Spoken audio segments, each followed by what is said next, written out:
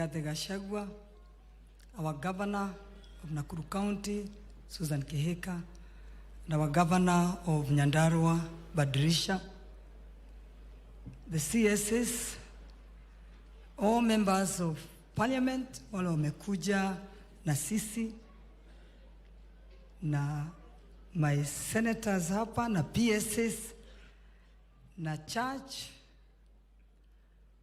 na families wale wameadhiriwa. Mungu ni mwema na kila wakati.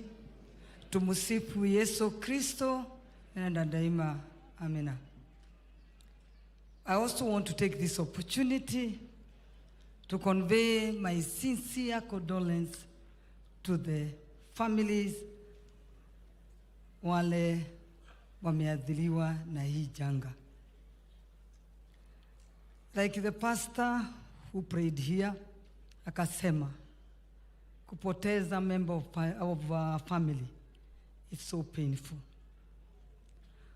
Kupoteza wawili, watatu, mpaka 8. Kupoteza mali yote. The fear in your faces, we can see it and we can feel it. Lakini, ni kuombea that the grace of God and the love of God iwe na nyinyi saa hii na hata kuendelea, iwe ndio nguvu yenu. Kutoka hapo, Mungu ampatie nguvu, the strength from God, courage,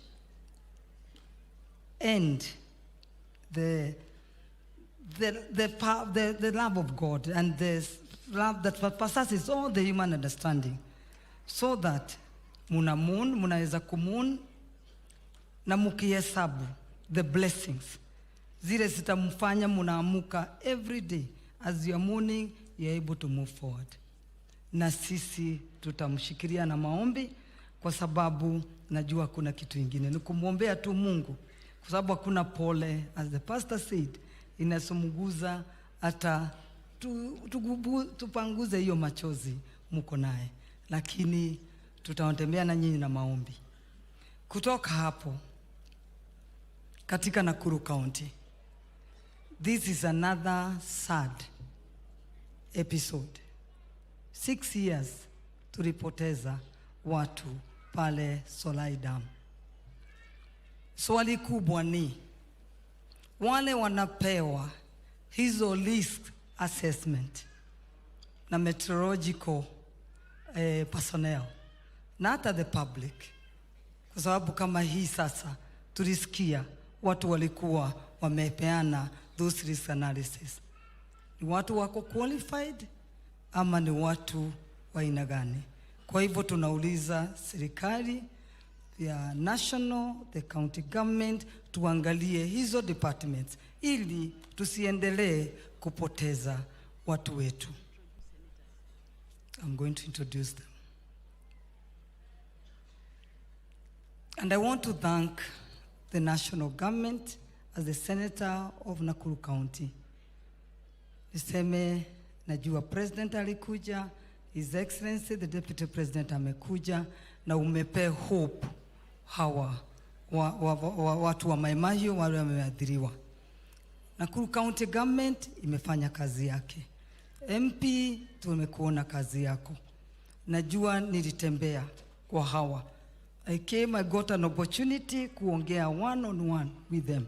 And I promised them, I assured them, as the Senator of Nakuru County, given the mandate of representation, nitatembea na nyinyi. I'll walk with you the journey mpaka museto, as the President has promised and as the county government has promised. Kutoka hapo, nataka kushukuru our senators wale tumekuja naye. And I will give them an opportunity also, as the members of parliament were given that opportunity.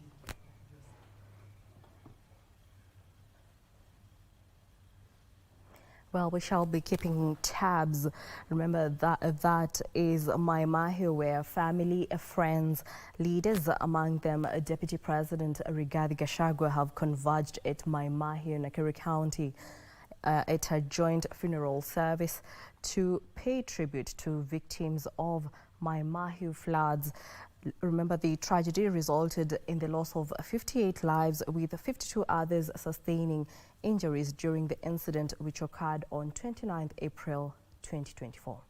Now, in other news, parents in Gatundu, Kiambu County, have welcomed reopening of schools for the second term after 2 postponements due to floods witnessed across various parts of the country. Now, let's take a look. Speaking at Gatundu Stadium after receiving bursary checks worth 58 million shillings from the National Government Constituency Development Fund, managed by Gatundu South Member of Parliament Gabriel Kagombe, the parents say they will be accompanying their children to help them cross swollen rivers to mitigate accidents until the rain subside.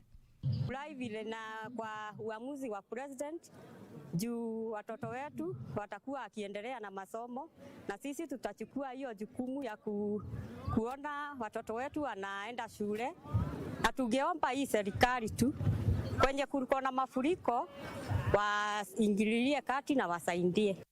Kagombe noted that while the head of state had ordered the Ministry of Education to help rebuild schools, both the national and county governments should pool resources to help restore damaged facilities for conducive learning environments.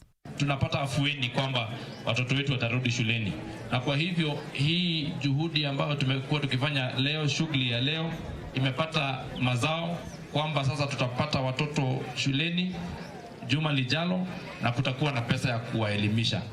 Christine Matunda for Lunchtime News.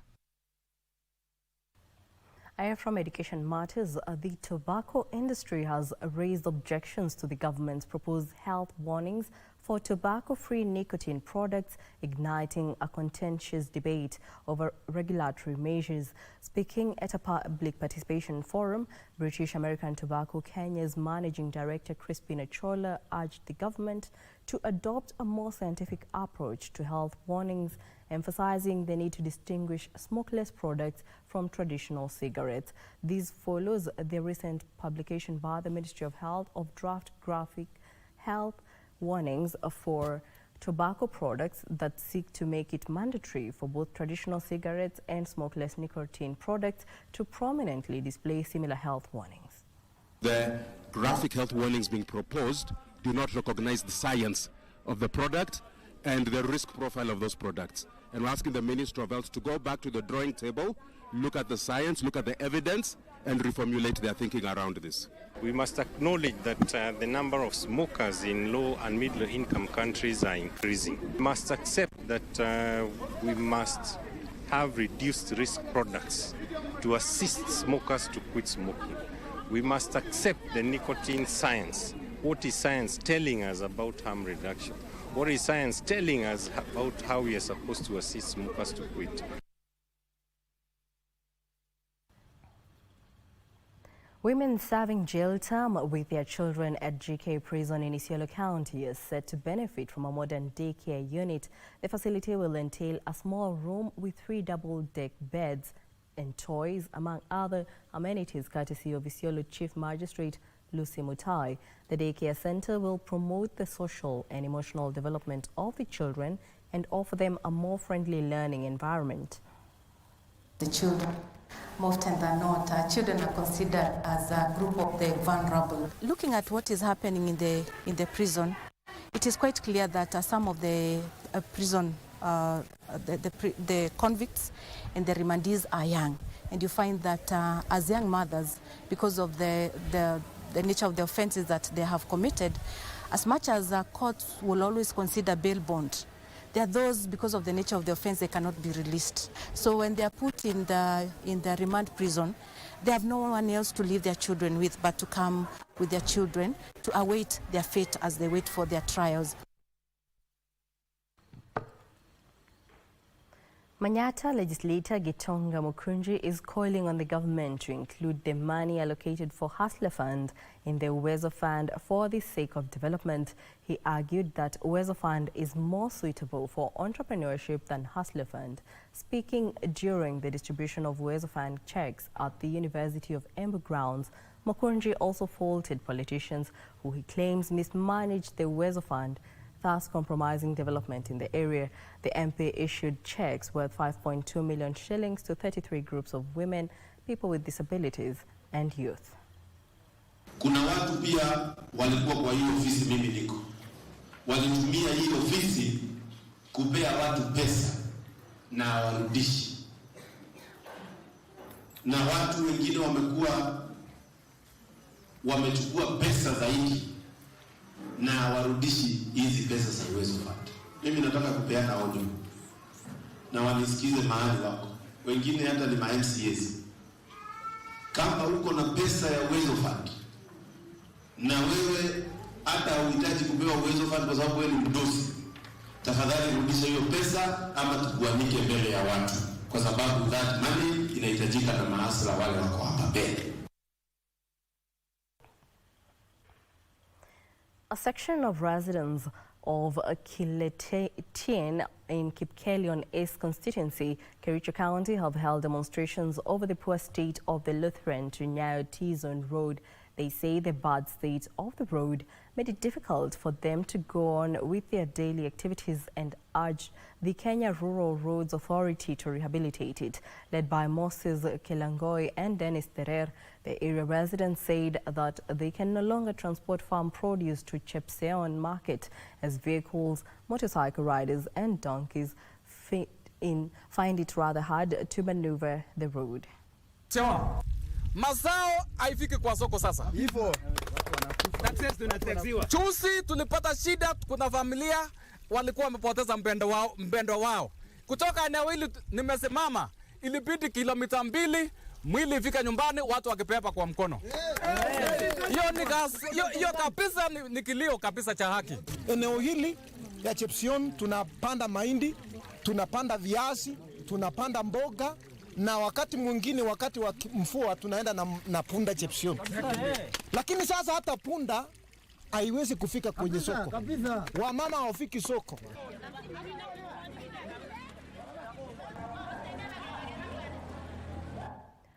The Kenya Forest Service has launched participatory forest management plans with different communities in Meru County with the aim of preserving natural resources and promote forest conservation in the area. KFS Deputy Chief Conservator of Forest Beatrice Mbula is urging the community to grow more trees on their farms to help the government to achieve a 30% forest cover by 2032. Hii misitu iko na utajiri mwingi, na tunasema hiyo ni non-extractive use ya forest, na tunasema hiyo ndio iko na pesa zaidi hata kuliko hiyo plantations ambazo tunakata siku ya leo. Utalii unatuletea pesa, kwa hivyo nawahimiza muweze kuapply, mfanye applications kwa Kenya Forest Service ili muweze kupewa licenses kufanya ecotourism.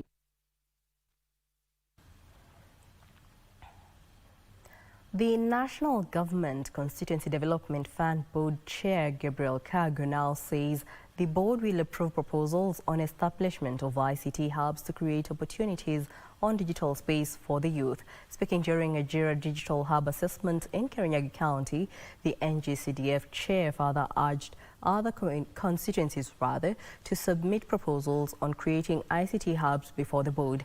The establishment of ICT hubs across the 47 counties is meant to tackle unemployment among the youth by providing earning opportunities through working online. The members of the public, not only in this constituency, but to all the constituencies, that we are going to approve the proposals, because there are some constituencies which have not yet submitted their proposals for ICT hubs. Once they do that, we are going to approve, so that we create more chances for our young people. I want to ask the ministry, in all these places we've gone, if there's anything they are requesting us, kindly, if it is something you can do, do it for us. If it is equipping them with more of the gadgets, please do.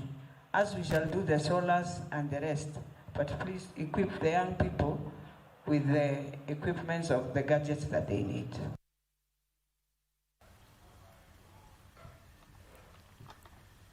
And I cross over to Parliament buildings, where the Senate Standing Committee on Energy is deliberating matters regarding the overflowing of the 7 Forks dams that are used by Kengen to generate electricity, and the untold damage caused to human life and property, and the mitigations of factors that can be used to control future flooding. Let's listen in.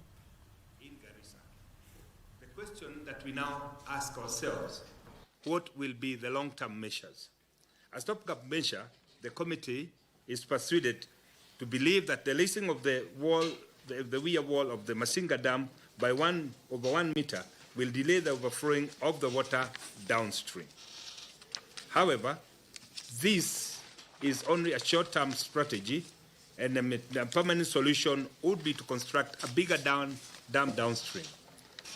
This is in line with the government effort to construct the High Grand Falls multipurpose reservoir, which is one of the flagship projects envisaged in the Vision 2030.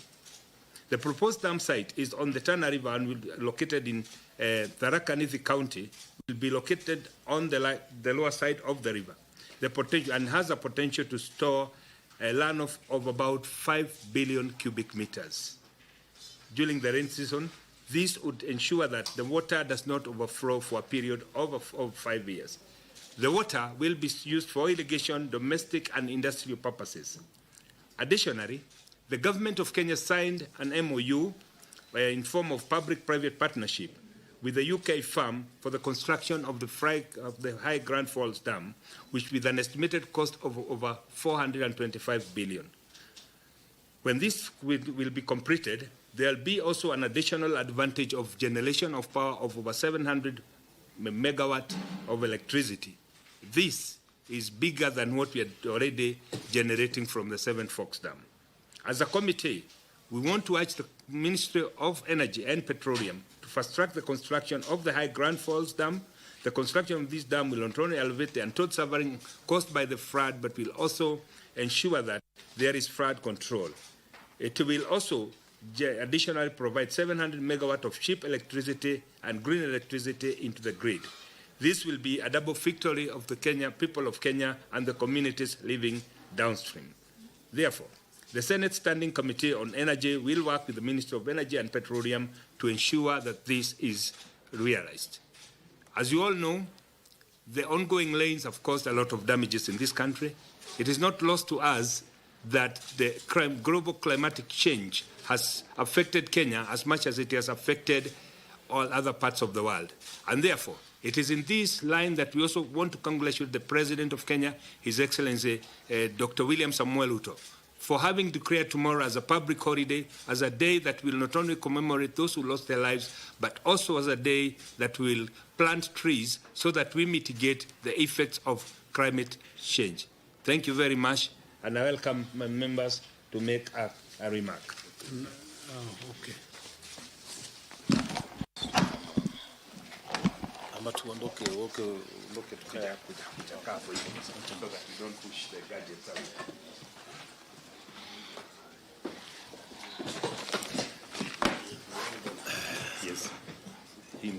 Asante sana Bwana Chairman wetu wa Matinga.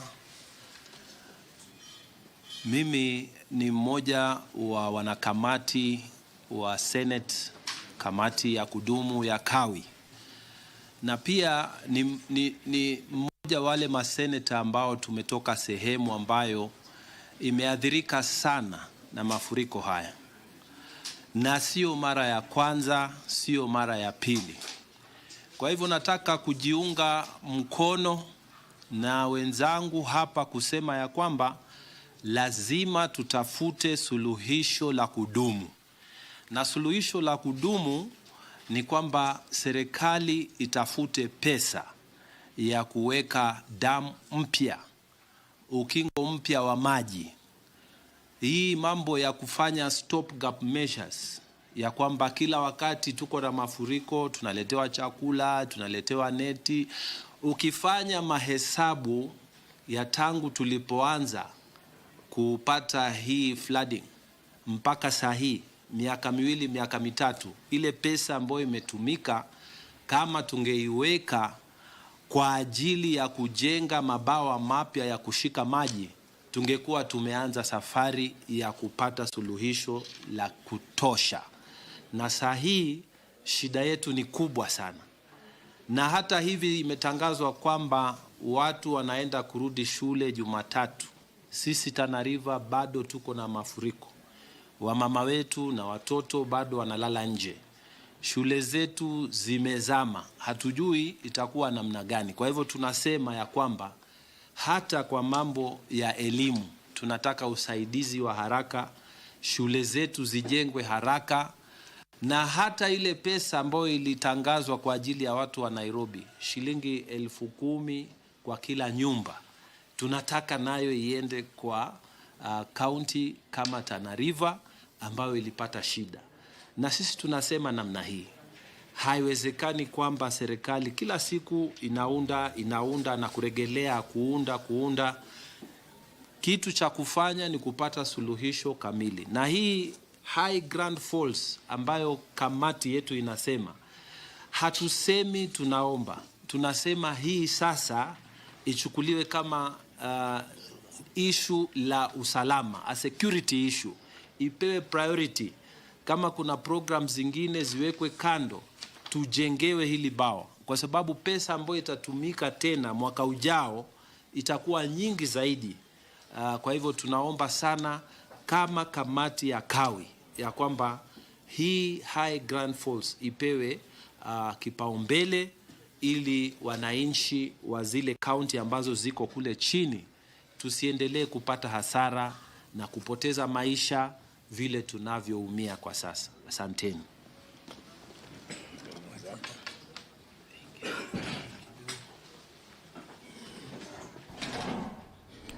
Well, that is the Senate Standing Committee on Energy deliberating issues regarding the overflow of dams, the damage caused, as well as ways to mitigate the raging floods wreaking havoc in various parts of the country.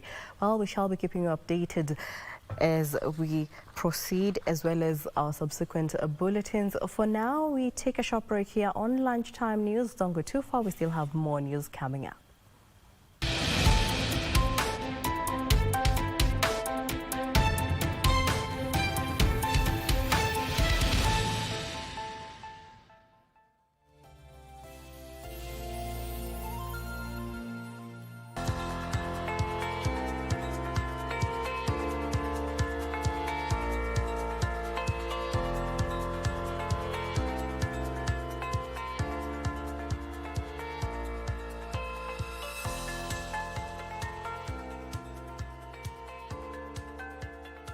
Tukipata 100k, yani tukipata kama leo, tutaifanyia kazi. After Culture Festival, maybe we will be double profit on it.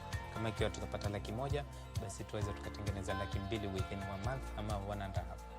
To 100,000, I will start my business, inshallah, kuendeleza. Yeah, I am art, by the way. Yeah, I used to drawing something, hata kukata vitu, kutengeneza decoration. Yeah, I know. Yeah. So itakuwa is a big chance to do something, si ndio? Yeah, to niendeleze maisha na maisha itasonga. Mimi nitainvest kununua tools za kutengeza chombo. Kama mimi ni dowmaker, lakini natumia local tools kutengeneza hii. Ikiwa nitakuwa na electrical tools, nitatengeneza faster. Kazi yangu itaiboresha vizuri zaidi kuliko kutumia mkono na take too longer kwa na exercise. Kipata 100,000, naongeza pikipiki ya pili ili nipate kuangalia familia kwa uzuri. Nitainua biashara yangu. Kama sasa napika nyumbani, nikipata 100,000 nitafungua kama hoteli. Ukishafanya hiyo biashara sasa, waweza ukaenda kama benki ukachukua mkopo, ukapewa Kilipa vizuri utapewa taregesho, utapewa tena, nitapata 100,000 hata 200,000. Nitafurahi sana. Nitajaribu pia kuinvest katika kazi yangu, kufanya mambo mazuri kama kurembesha kazi yangu, kutafuta zitu za kunisaidia kama life jacket. Ni big challenge kwa our marine security. Unaona? Ku maintain na dau pia ni ngumu sana. So it need a lot of work na yani itatusaidia katika pesa. Mambo hiyo ni mambo mengi sana ambayo itatusaidia sisi, maisha yangu mimi na familia yangu, na wale wote ambao wananitegemea mimi.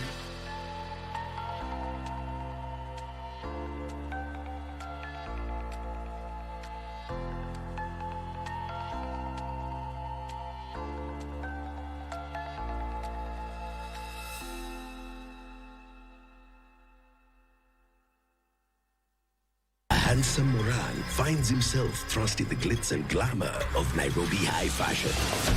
What more can you offer me? Show me. Uweze kumchukua Soila. Yeye sio wako na yeye sio deni. Love brewed in African savannah. You let me focus on the fashion and you focus on the business, hey? This is Shanga, Beauty and the Beats. Starting 25th April at 8 p.m. exclusively on Maisha Magic Plus. The Ministry of Roads and Transport, in conjunction with the Engineers Board of Kenya, EBK, will be hosting the 5th Engineering Partnerships Convention 2024 from May 7th to May 10th, starting at 8 a.m. The event will take place at Dedan Kimathi University in Nyeri, focusing on the theme Engineering at 60, Reflections, Response, Resetting. Gracing the event as the chief guest will be the Deputy President, Honorable Rigathi Gachagua. The Engineers Board of Kenya sets standards, regulates and registers engineers and engineering consulting firms. The convention will launch the inaugural Innovation Fair, bringing together engineers, policymakers, industry experts, academics, researchers, and Kenyan engineers.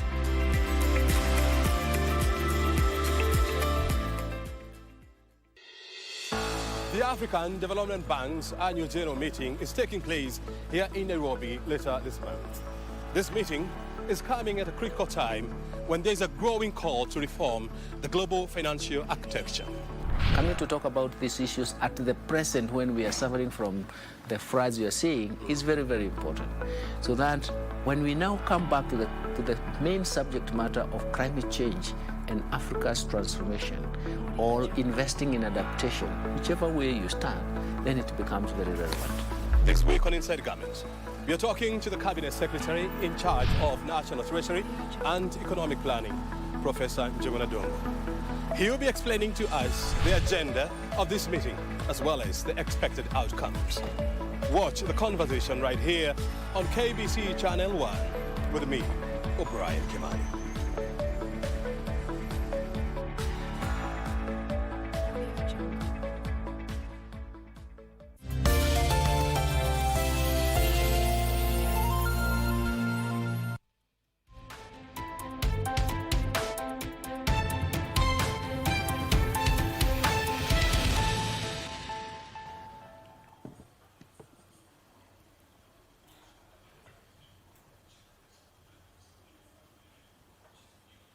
Welcome back. This is Lunchtime News. Kenya's inaugural Sharia-compliant bond, Lindsay Sukuk, has been admitted on the Nairobi Security Exchange and quoted securities platform, paving way for the development of affordable housing units under the government's affordable housing agenda.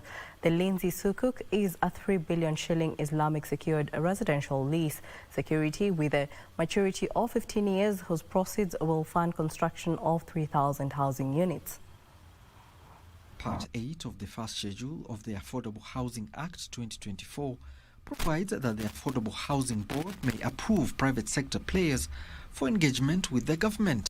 And now, by listing at the Nairobi Securities Exchange, it is hoped the availability of a wide range of asset classes will be available in the capital markets and also deepen the uptake of Islamic financial products.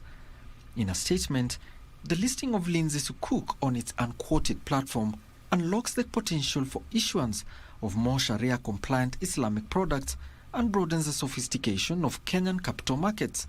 In this case, providing for the expansion of the availability of affordable housing through its 3.2 billion shillings, which has an internal rate of return of 11.3%.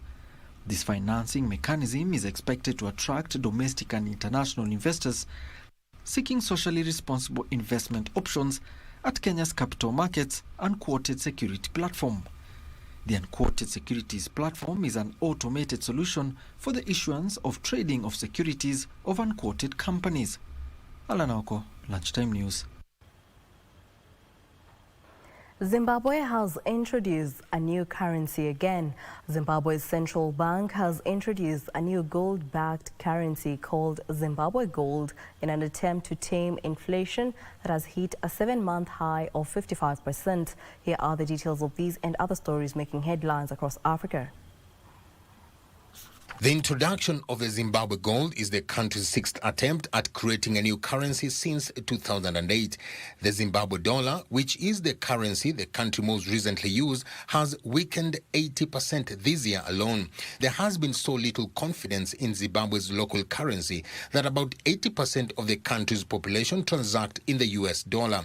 Zimbabwe's central bank governor says the country has real gold and mineral assets to back up the new Zimbabwe Gold currency.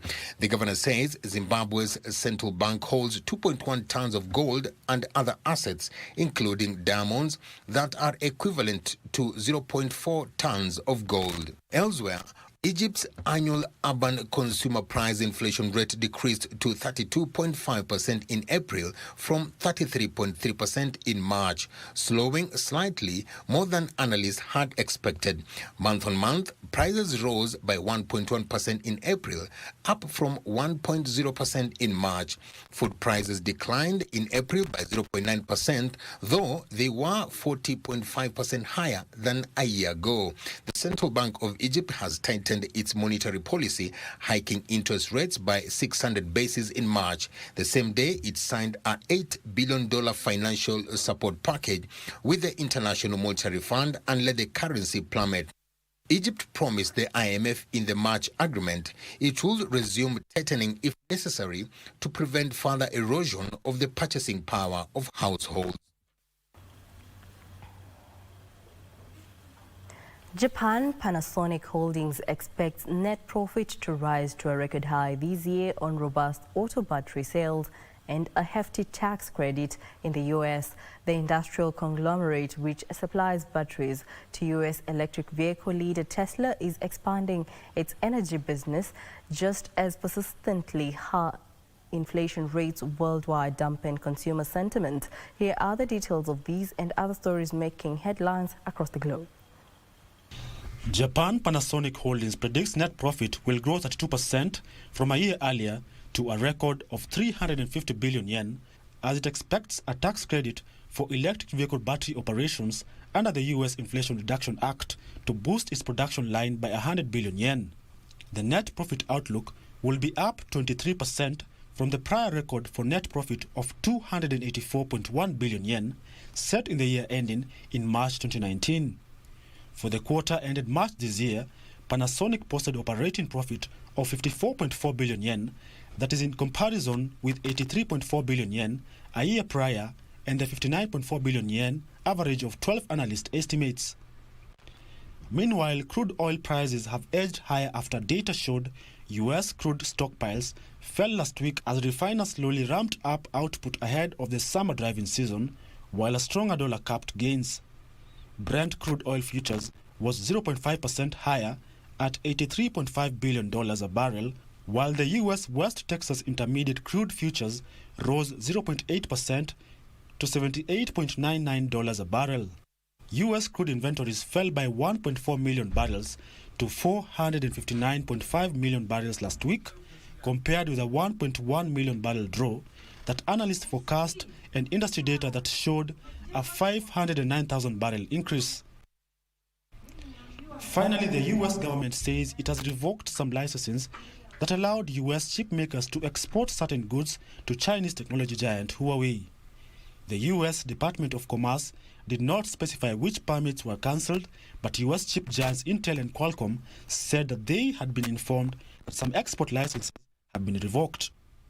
Since 2019, the US has restricted technology exports to Huawei, citing alleged ties to the Chinese military, but companies like Intel and Qualcomm were granted some exemptions.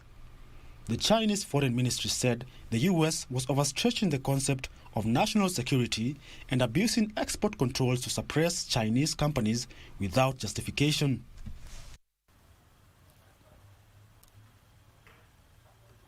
The National Drought Management Authority has started renovations of the Raspa irrigation scheme in Isiolo County to support residents diversifying from pastoralism to smart farming practices. Here is Benson Rioba with the details. Pastoralism is the mainstay economic activity for most of those living in Isiolo County. Due to erratic weather patterns that has seen some of the community members lose livestock during drought or cattle rustling, residents are now embracing crops. Sasa zamani sisi tunafanya mambo ya ng'ombe na mbuzi. Na mbuzi. Kwa climate change ikakuja tuko na hata ng'ombe 1000 inakufa na beki 5. Mbuzi hivyo hivyo. Nikaona ukulima ndio afadhali. To support farmers, the National Drought Management Authority, through an European Union-funded project, has revived the Raspu irrigation scheme and expanded the number of beneficiaries. They approached NDMA to support them to line these canals to improve water efficiency in their farms. Tuko na changamoto ya post-harvest loss ambayo imesemekana, lakini last year, mwezi wa 7, sisi kama irrigation scheme tulikuja pamoja. The authority has also modernized existing water canals to retain water during the rainy seasons. Farmers at the irrigation project have formed a cooperative society to aggregate their produce and access markets. They are also using water from the irrigation scheme for fodder production. They were also able to construct a hay shed there so that when farmers now use the water and the canals to grow the fodder, they have somewhere to store their fodder until they can now sell it in bulk. Kitu kama nyasi napanda pale kidogo upande ya shamba langu. Nyasi kitoka, climate change na ukame kikuja mimi napea na ile sikufe. Benson Rioba reporting for Lunchtime News. Safaricom has reported 140 billion shillings in pre-tax profit in the financial year that ended in March 2024. The telco says earnings were dragged by poor business in its Ethiopian subsidiary. Profit after tax fell by 18.7% to 42.7 billion from 52.5 billion in March 2023. Shareholders will get a final dividend of 65 cents per ordinary share, bringing the total dividend payable for financial year 24 to 1 shilling and 20 cents per share. M-Pesa revenue expanded by 19.4% to 140 billion shillings, boosted by increased transaction, maintaining its position as a top revenue earner. Mobile data revenue grew by 18.1% to 63.2 billion shillings. The performance was driven by customer segmentation, public analytics to understand and serve customers. Using our pricing to ensure that customers can still utilize our services in meeting their day-to-day needs. In the period under review, Safaricom PLC Group revenue grew by 13.4% to 335.3 billion shillings, with M-Pesa contributing for 2.2% of revenue at 140 billion shillings, and GMS business 73.9 billion. Net income increased by 13.7% to 84.4 billion shillings for Safaricom Kenya, while the group net income, excluding minority interest, increased by 1.2% to 62.99 Kenyan shillings. Peter Ndego, a Safaricom PLC CEO, said there's need to invest in new technologies to enable create more efficiencies and better customer engagement. So that we are using it for experience, we are using it to offer better services, and we are using it to simplify the way we operate, both internally but also externally. And that's why we need then to elevate the capability. We talked about everyone has the right capability of the future. You will have noted that we are paying a similar dividend as last year, despite registering the highest EBITDA loss in Ethiopia. So you must see that Kenya business has really pulled its socks out, and we hope that it's only the beginning of things to come. Edna Murungi for Lunchtime News.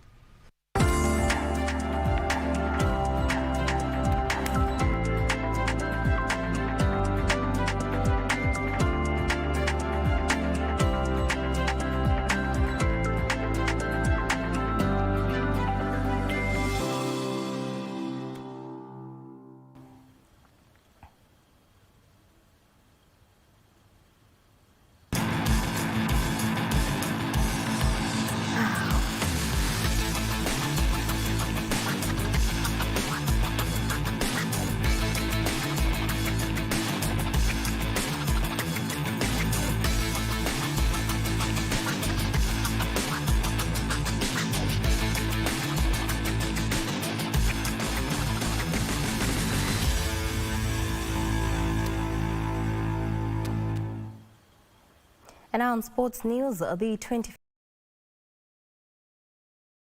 Diego will be back in the Diamond League meeting in Doha on Friday, where he will make his third attempt to qualify for the forthcoming Paris 2024 Olympic Games. Diego will be among several Kenyan athletes who will be gracing the meet. Former world champion will be making another attempt to qualify for the global showpiece for the fourth time after making appearances in the 2012 London Olympics, the 2016 Rio Olympics and the delayed 2020 Tokyo Olympics. He finished 11th in his Olympic debut and then proceeded to claim a 100-meter champion Timothy Cheruiyot, among others. Spanish champions Real Madrid reached the UEFA Champions League final with dramatic comeback when they beat Bayern Munich 2-1 at the Santiago Bernabeu to set a final clash against Borussia Dortmund of Germany. The finals of the UEFA Champions League will be held on 1st June at Wembley. Bayern Munich had a goal disallowed during stoppage time, which left them fuming despite an apology from the assistant referee. Naomi Osaka beat France's Clara Burel in straight sets of 7-6, 6-1 in the Italian Open first round when she made her first appearance at the tournament since 2021. Former world number 1 Osaka got her first win against Burel, who is ranked 45th in the world since beating Victoria Azarenka in 2019 at the French Open. She wrapped up the win in 1 hour and 24 minutes, finishing with 27 winners, including 8 aces. Osaka reached the quarterfinals of the Italian Open in 2019 but did not win a game in 2021 and has not appeared at any other edition since then. The 26-year-old, who is now ranked 173rd in the world by the WTA, will face 19th seed Marte Kostyuk of Ukraine in the second round of the Italian Open on Thursday. Difference got to the clay. She's a little fatigued.